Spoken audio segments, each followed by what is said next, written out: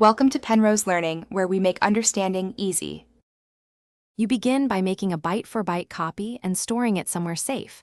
That preserves the original if recovery alters content. Next, open Excel in safe mode so add-ins don't interfere, then use File Open, and Repair. Choose Repair first, then extract data if needed.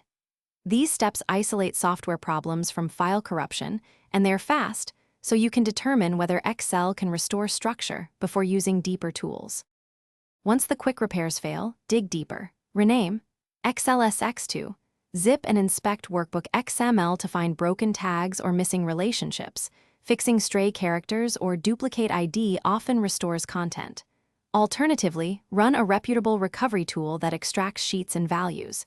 If structure is intact but formatting breaks, open in a fresh workbook and save as XLSB to preserve binaries. This reduces XML. You complete recovery by validating formulas, external links, pivot cache integrity, and cell formats.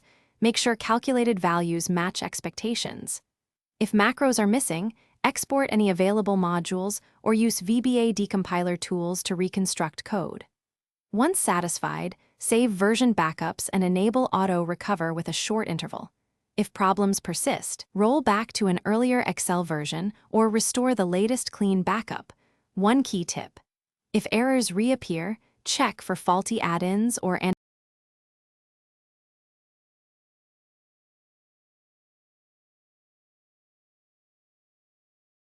Thanks for watching. If this was helpful, leave a like and consider subscribing. See you next time.